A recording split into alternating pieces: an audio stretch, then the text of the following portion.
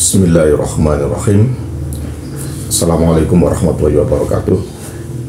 Di sini saya akan memberikan satu summary atau ringkasan catatan bahasa Al-Quran, bahasa Arab Al-Quran, terutama beberapa catatan kaki atau catatan yang saya bisa serap selama saya belajar i'rab secara mandiri dan ya sesekali bertanya langsung kepada seorang guru ya. Namun saya lebih banyak belajar secara mandiri melalui YouTube ya, yang saya pilih beberapa guru di sana, dan alhamdulillah sekarang saya sedikit mampu memahami i'rab Al-Quran khususnya. Saya mulai dari beberapa catatan kaki. Di sini ada 40, tapi akan saya baca secara bertahap ya. Yang pertama, dalam Al-Quran itu ada huruf yang dihilangkan atau tidak ditampakkan. Ini kaidah yang bisa kita temukan di dalam ayat-ayat Al-Quran ya. Terus yang kedua, ada tambahan ya, dalam Al-Quran itu ada tambahan ya. Nanti silakan Anda periksa sendiri, cek sendiri di dalam Al-Quran. Saya tidak memberikan contohnya ya, jadi saya hanya memberikan kaidah-kaidahnya. Terus yang ketiga, harokat tidak selalu domah atau fathah atau kasroh, dan tidak ada harokat atau sukun, tetapi ada juga harokat yang berupa ya, wawu, dan alif.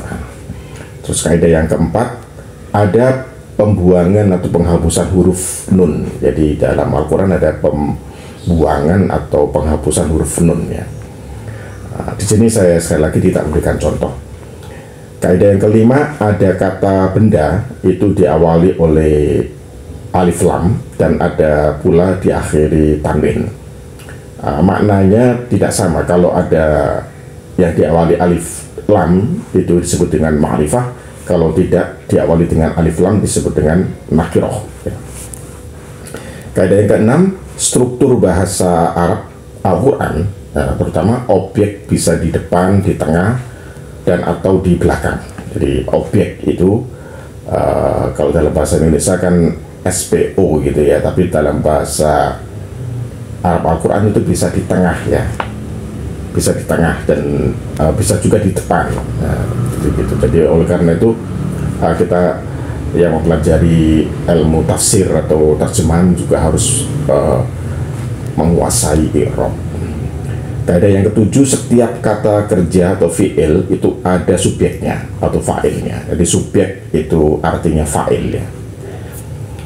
Kaidah yang kedelapan, subjek kadang tidak tampak ya, tidak tampak, dan kadang jelas ada atau tampak. Jadi kadang subjeknya itu tampak dan kadang tidak tampak. Untuk contoh-contohnya silakan dicek sendiri atau dipelajari sendiri. Kaidah yang 9, tasjid itu ada yang asli bawaan dari katanya atau itu kalimatnya. Di tasjid dalam Al-Quran itu ada yang memang itu bawaan, atau ada juga tasjid itu sebagai tambahan. Jadi ada yang bawaan asli, ada yang tambahan, dan jelas berbeda artinya. Kaidah yang 10, tenses dalam bahasa Al-Quran seperti dalam bahasa Inggris itu ada 3. Ini sepengetahuan saya ada 3, yaitu present, sekarang, past, lampau, dan future, akan datang. Jadi tidak ada yang namanya dalam bahasa Inggris present perfect continuous tense atau past perfect continuous tense, tidak ada. Jadi ini simple aja ya, sekarang, lampau, dan akan datang. Jadi sekarang ini juga bisa berarti sedang terjadi ya. Kemudian kaidah yang 11, dalam bahasa Al-Quran gender atau jenis kata itu ada yang disebut perempuan atau mu'annas, dan ada yang disebut dengan muzakkar atau laki-laki. Jadi sama juga dalam bahasa Inggris ya, ada yang laki, ada yang perempuan. Kalau dalam bahasa Indonesia tidak ada.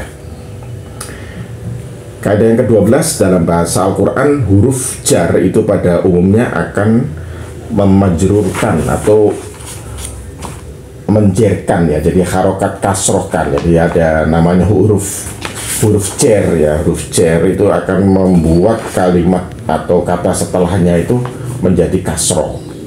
Tapi tidak 100% seperti itu. Tapi ada juga yang tidak ya, karena alasan mabni atau mungkin yang lain ya begitu.